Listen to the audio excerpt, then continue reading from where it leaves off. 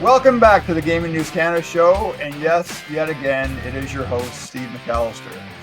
As we were working on a third cup of coffee and firing up the MacBook Air after the Labor Day long weekend, news appeared in our inbox that Absolutebet had been given the green light to be an internet gaming operator by the Alcohol and Gaming Commission of Ontario. The company is now awaiting the final stamp of approval from iGaming Ontario. One of the driving forces for Absolutebet is the owner and director of the company, and she joins the Gaming News Canada show for the company's first interview since the announcement. So greetings and salutations to owner and director of Absolutebet, Chen Truman. Chen, thanks so much for joining us.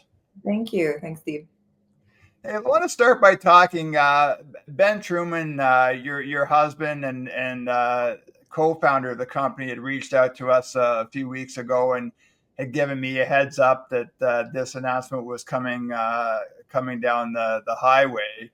Can you maybe just start by talking a bit about the creation of Absolutebet and just your own experiences in the gaming industry? Yeah, sure. I mean, so I started in the gaming industry, I guess, gosh, like 22 years ago now. And I started out in Playtech, which is obviously a big software provider, one of the biggest in the world. And I was there for about 15 years in various different roles. And so that gave me a real solid intro into the world of gaming. Mostly I focused on casino, but really a lot of regulated markets because Playtech was regulated in so a lot of the markets. So so those that world to me was very close because that was how I started my first 15 years in the industry. And then we basically, I mean, the way that we started out the concept of Absolutebet was a couple of years ago. We had come to a point in our careers basically where we had the privilege to sort of think, well, what's our next step? We didn't have to, we weren't forced into anything. And we've always kind of had this,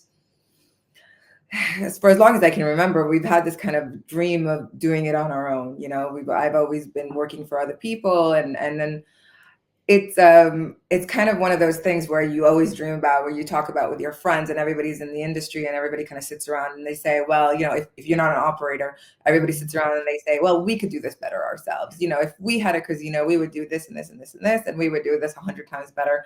And so one of the things that was really exciting for us was the opportunity to actually be in a place where we could do it ourselves. And so that was it. That was right. And then we kind of had this little discussion about, well, where and how and when and with who. And all those things slowly rolled into place. But one of the things that was clear to us in the beginning was that we wanted to focus on a regulated market. We didn't want to go black or gray. We wanted to be something solid and through and through.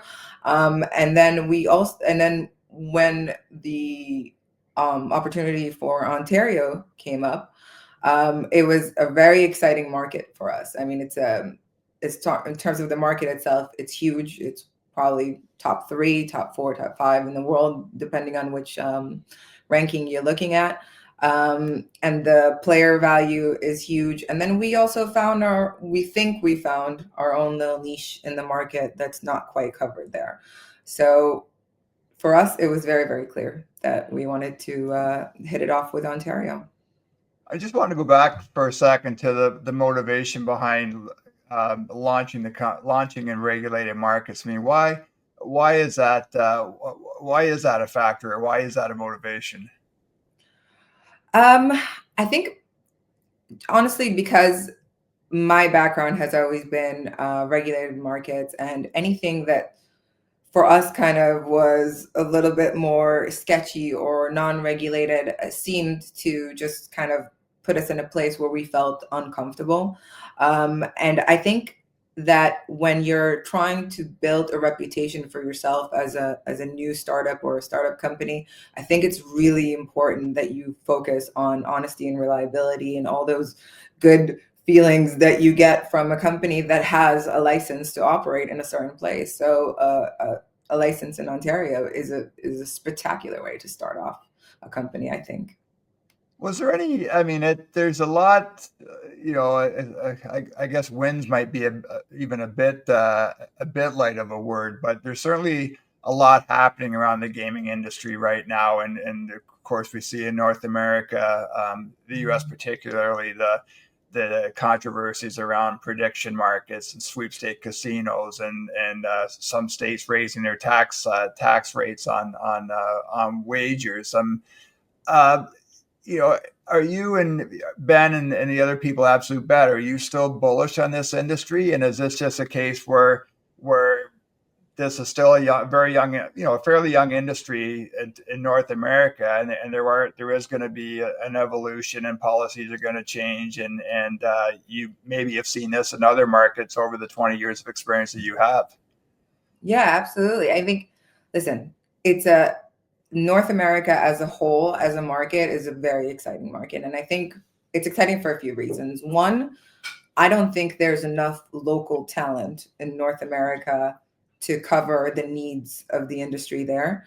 And I think it gives us, with our 20 years of experience in other regulated markets in Europe, a really good hand in moving all of that knowledge and expertise over to the North American market. That's one. And two, because it's very regulated, don't get me wrong, but it is still something that's,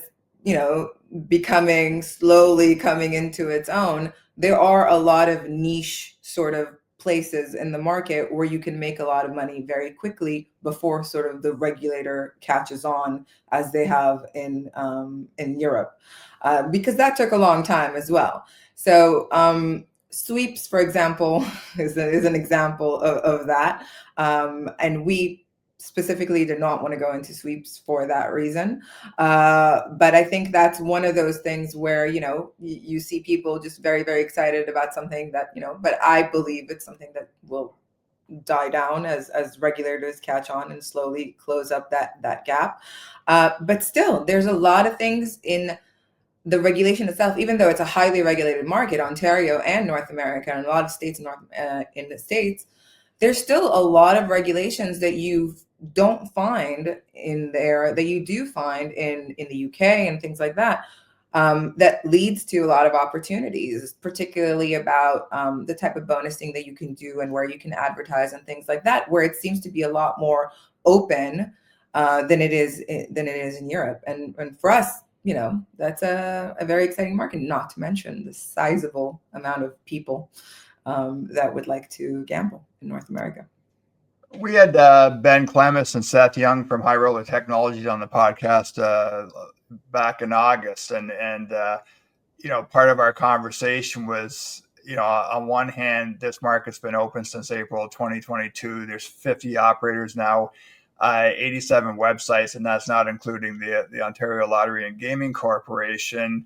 And I think the question I asked Ben and Seth was, were they late to the party? And they quickly pointed out that this is still a very, very new market, a young market, and that they weren't intimidated by coming into a marketplace, as you mentioned, as one of the top 3 or 4 marketplaces in the world, and highly, highly competitive.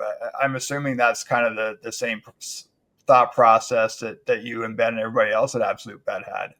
Absolutely. Listen, I think that there is definitely a spot for us in this market. I do not think we're late to the party. I don't think it's a mature market at all as of yet. If you look at, and we did, obviously, when we were doing our research, we looked at what kind of games, players in Ontario like to play, what is their sort of, what are they really interested in? And we found that in Ontario, obviously everybody's playing on mobile, but on top of that, we found that, and very sort of similar to a lot of North American states, you have a lot of live game players and you have a lot of table and card game players. So a lot of roulette, a lot of blackjack. And then when we look at all of our competitors now in the market in Ontario, we found that a lot of them don't really focus or don't put enough of a focus on those games and on pushing what the players actually like. Because if you look at what players actually like, they are predominantly playing live and table and card games. And so we feel that if we can put the focus in terms of our promotions, in terms of our marketing, in terms of the variety of games that we offer, and we focus on what those players actually like to play, we feel like we have a very good spot for us in the market.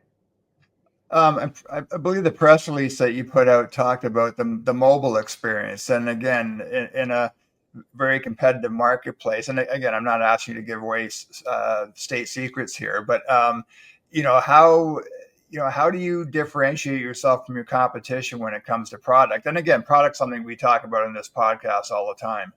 Yeah, I mean, listen, it's surprisingly enough, you have quite a number of operators in Ontario that don't have a native product, which is very, very surprising for us. One of the things that we wanted to make sure that right off the bat, we launched with a native mobile product, as well as obviously a mobile web and a desktop product. But I mean, native is really, really crucial in this business.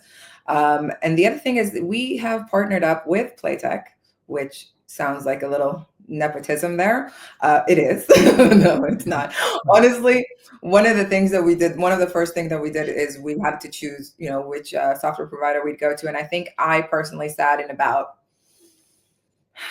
close to 20 different demos from different software providers. And we honestly went with Playtech, wholeheartedly. And we think that the product that Playtech provides to us, and anybody who's ever sat through a Playtech demo will tell you this, that the amount of customization and flexibility that you have with the product and how you can make it your own, and it's not a cookie cutter product, and you can really there's so many opportunities, so many things that you can do with the product itself. The back end product is spectacular, and the front end is what you make of it. So the more you use of it, the more you make use of the tools that they give you, the better it is.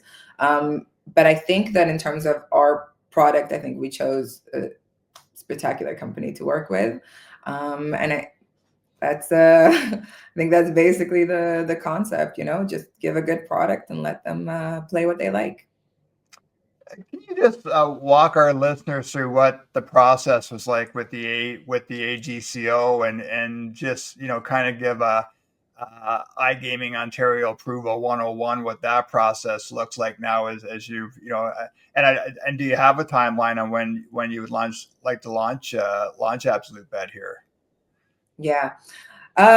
We had a very slow process, I have to say. I am not going to say anything bad about the AGCO. They are our friends. We love them dearly. Unfortunately, we got dragged through about 2 years of this process since we started the licensing process. Some of that, hand on heart, had to do with some internal changes that we had to make to the company, and that might have slowed down things. But I don't know where the legit delay was in our licensing process, but it did take a very long time. And we did, from talking to other operators and from talking to other even game providers who were trying to get their games licensed with Ontario, we know that in recent years, the process has been taking a very, very long time, substantial amount of time. There were a lot of delays. We managed to get through it. We pulled through 2 years, but it hasn't been a smooth process as we'd liked it to be. That being said, we are through the hurdle, I think the most important hurdle of all. And we've now obviously gotten the approval of AGCO, and we're going through the iGO process, which is just I think mostly a technicality, kind of like setting up all the technical setup of going live. And then hopefully we waited obviously for the license. There's a couple of things that you can't do without a license. You can't set up payment providers and things like that without the operating license. They won't talk to you before. So that's going to take a couple of weeks for us to set up. Other than that, hopefully within a few weeks, we're live. I'm assuming that that you are also looking at Alberta, because we can't get through one of these shows without talking about Alberta. And I just wonder, would you have some advice for the provincial government there on some lessons that you maybe have learned from this process? Like, are there some specific examples of things that you could say to Dale Nally and the people in charge of setting up the gaming marketplace there, that kind of some do's and don'ts from an operator's From perspective? an operator perspective, I mean, the best offer, the best advice I could offer them is if they could grandfather us in. that would be that would be the best advice from me as an operator, because honestly, if they can make the process of Ontario to Alberta as easy as possible for the operators themselves, it would be an amazing push. I mean, other than that, I think for the most part, I hope that the regulations will remain mostly the same as they are in Ontario. I hope so. I know that there's going to be obviously undoubtedly some changes that will be made. But I mean, if you look at the United States as an example, from state to state, there are massive differences. And sometimes those differences really, really, prevent operators from moving from one state to another, because there's a lot of changes that need to be made, whether it's in the product or in your customer support or in your operations, or some of them require you to be in state, some of you require you to be out of state, some of you require, there's a lot of different nuances that really make a huge difference to operators. So as much as can be kept sort of the same, is very helpful to operators. And I mean, I hope that we're taking into consideration the fact that we already have a license in Ontario. When we move on to Alberta, that'll help us quite a bit, I hope. Something we also discussed with the high roller guys was just kind of the shift in marketing and advertising strategy and spending since the market opened. I mean, back in 2022 was kind of the wild west. We were slowly coming out of COVID. There was a lot of focus by operators, especially the big operators, on sports betting and getting partnership deals with television networks and spending a lot of money on TV advertising. Something that gets mentioned in the Absolute press release is about community-driven experiences and promotional campaigns. And I just wonder, is that something you see maybe that Absolutebet will be a little different than a big name operator in terms of how you market and advertise your product? I think first of all, it should be clear that we are not launching a sports product at the moment. We're launching casino only. So Right. for us, the sports partnerships and things like that are less of a focus, honestly. And I think our marketing strategies are going to be slightly different. I don't foresee us doing any TV advertising in the future. I don't foresee us doing any of those kinds of sponsorship deals um, and partnerships like that. But I honestly, I can't, divulge sort of our secret sauce kind of marketing strategies at this point. We know what we're doing in terms of marketing. It's probably one of our strongest suits, and fortunately, we have a very strong team on that end. But we'll have to wait and see. To be determined, or to be announced. To be announced, yes. Yeah, and obviously the leaning into online casino makes complete sense. I mean, as we've talked about on the podcast many times now, I mean, it's around 85 to 88% of spend in Ontario is on online gaming. It still feels like sports betting is still kind of the shiny object, or among some people, it's that toy or whatever. I mean, do you ever see a point where you might add sports betting to the product? Absolutely. I think sports betting is definitely a product that we see ourselves adding in the future.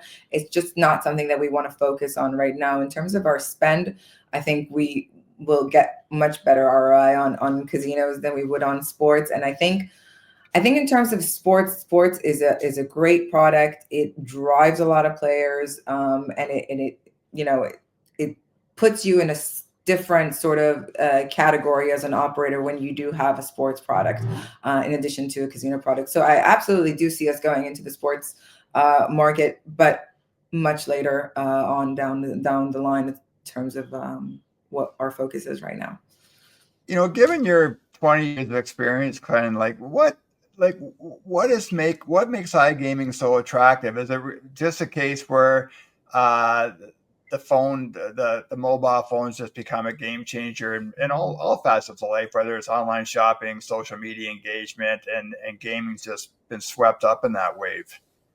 Are you asking me what makes online gaming attractive to players or to me? I think, well, I'd say both.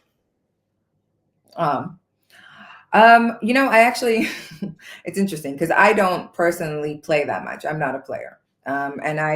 But I've had the privilege of talking to a lot of people who are very, very strong players, casino players and such. And I've had the privilege of talking to them and asking them, what is this? What do you get from it? What is this excitement? Why do you play? And why do you, and I've met this particular guy comes to mind. He was incredibly intelligent, and he would tell me that his top game that he loves to play is slots, like high volatility slots.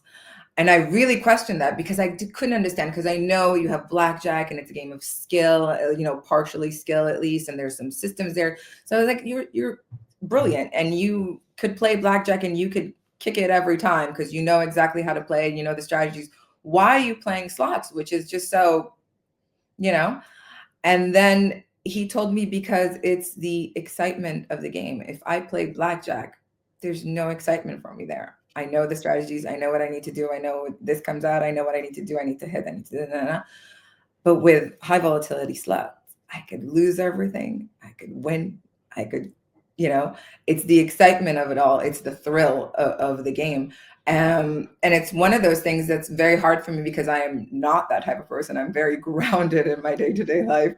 But I can totally understand that because I get into these little, I see a jackpot and I kind of it gets very, very exciting for me. And I think for players, and I think it's important to understand that, most players, when they come into a casino, whether it's an online casino or a real casino, they want to win.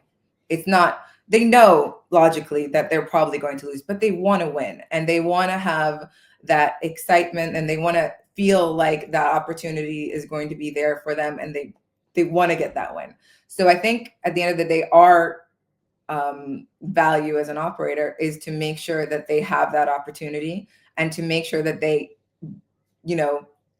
still see the value of it as entertainment and not something that they're maybe necessarily addicted to or cannot control or things like that. So we have to sort of balance those things out together. So one of the things that we are taking into consideration here at Absolutebet is obviously making sure that we have a lot of tools to make sure that players are playing responsibly and controlling their spending and things like that, but still allowing them to feel the thrill of the game and making sure that they have that opportunity to win.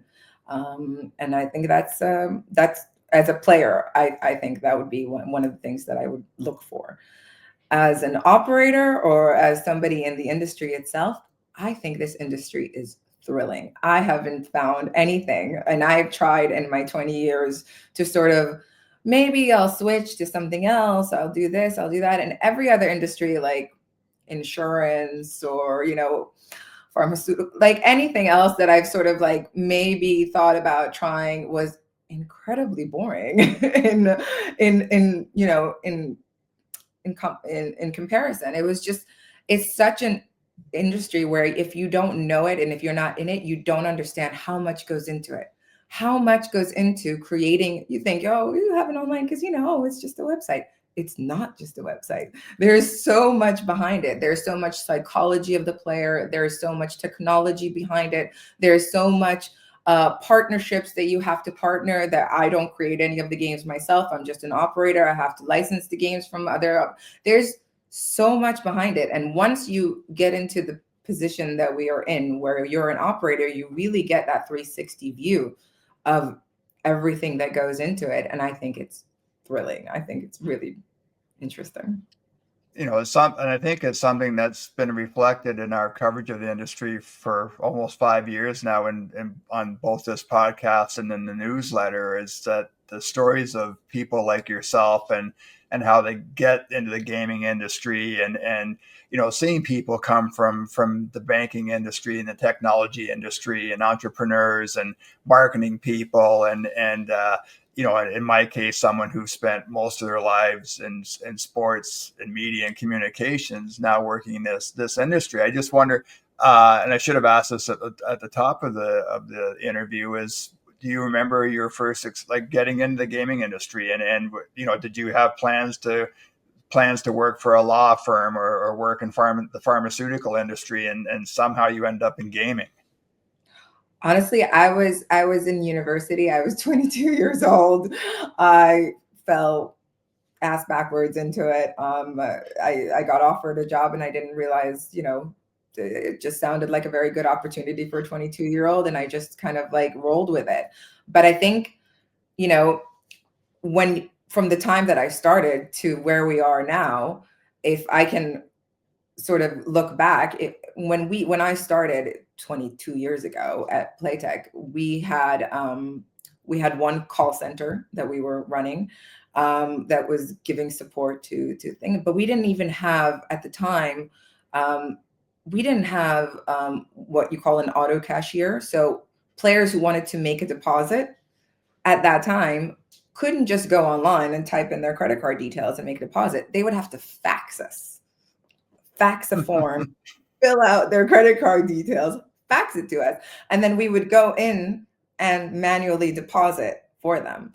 And then once we got the auto cashier, we had a little, one of those sirens, like kind of like a ambulance siren. Right. We called one in the office, and then every time an automatic deposit came through, it would go, and we would go and like look for it, and it was very exciting. And I keep thinking back about how crazy the technology has come from where we were 20 years ago to where we are now, and how much we've learned along the way, and how things have changed. And I think it's incredible that things are the way they are now, and I just can't imagine how it's going to be like in 20 years from now. Hey, just a couple more questions. You know, you talked a bit about responsible gaming a moment ago, and again, that's obviously a hot button issue around the industry. And I just wonder, is there anything in particular or something specific? And again, how top of mind is protecting your customers when you're building this business? Oh, it is probably one of our biggest concerns, honestly. I mean, not just because we're regulated. Obviously, being regulated means that we have to put it in top of our minds, but it's one of the things that we've always taken a very strict, sort of crucial turn onto. So we have put a lot of additional steps in place to make sure that we are protecting our players, to make sure that we are actively searching for players that might indicate they have some sort of issue with their spending. And I mean, obviously, we do everything that the regulator requires, but we like to think that we will do more than what is required. So we put a lot of sort of automatic rules in place based on algorithms that we have built, that we think will capture a good amount of problem gamblers. And then from that point on, we want to make sure that we are, supporting and then making sure that we are not allowing these players to play to the extent that they can't. But it is absolutely one of our top concerns. Do you feel like the industry's has got a bit of a bum rap when it comes to responsible gaming and not doing enough for customers? I think in non-regulated markets for sure, but I think in regulated markets, it's always something that's on the top of our list to handle. I think if you don't know the industry, then you come with the misconception, oh, you're always trying to cheat people out of their money, or there's a lot of problem gamblers. And I think at the end of the day, 99% hopefully of our players are casual players. They are players who come for the entertainment value. They are players that can afford to come and they don't spend more than they can. And I think for the most part, those are the players that we want. Obviously, everybody's looking for the big whales, the people who, have a lot of money and also like to spend that money on gambling. But it's only if they have the money to spend, not if they have to put out their, kids' college savings into the casino. I wouldn't want that on me. I wouldn't want that, on my family. I wouldn't want that kind of responsibility. And I know that, as a culture here at Absolutebet, it's one of the things that we have instilled into everybody in our trainings. And we have made sure that everybody who works for us at customer support, knows how to recognize the signs. If they hear something, they know they have, the managers to turn to and compliance officers and things like that. If they're concerned about a specific player, then those avenues are in place for them to report it. Last question. I believe you're based in Malta, right? Yes, we are. Do you see the company having a presence in Ontario, like as part of the strategy to hire people in Ontario and and have dedicated resources here? Yeah, absolutely. I mean, it's one of the things that we've actually discussed, and we're looking to sort of branch out. We might have a partnership deal with somebody who's already got some sort of presence in Ontario. So we'd be happy to, yeah, absolutely. I mean, one of the things that's really important for us, we travel back and forth to Ontario quite often now. And one of the things that I love to do is as soon as we get there, I open up all of my competitor apps because I'm now geolocated inside Ontario so I can play. So as soon as we get to Ontario, I start to play on all of my competitors because I can.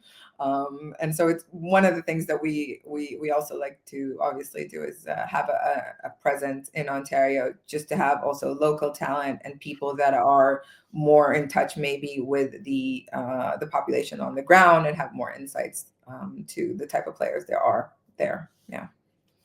That is Chen Truman, the owner and director of Absolutebet. I know I've absolutely butchered your first name, so I'm going to give you a chance. I'm going to give you a chance to say it correctly. So when our listeners run into you at a Canadian Gaming Summit or somewhere down the road, they have it right. No, that's all right. I've given up after 44 years. It's Chen. It's a glitteral sound. It's Chen. It's kind of like you're Fleming a little bit. Chen. It's all right. We don't want me spitting on a computer screen. So let's leave that. Listen, thanks so much for joining us on the podcast, and please keep us posted on when you're ready to go live in Ontario, and we wish you success when you and Ben and the company launch in the market here. Thank you. We're very excited. Thank you for having me. That's it for this episode of the Gaming News Canada show. As always, you can find us on Substack at gamingnewscanada.ca and also on the various podcast platforms. And you can also follow Gaming News Canada on X/Twitter and on our LinkedIn page. Thanks again to Chen Truman for joining us on the podcast today. And we will see everybody again very, very soon.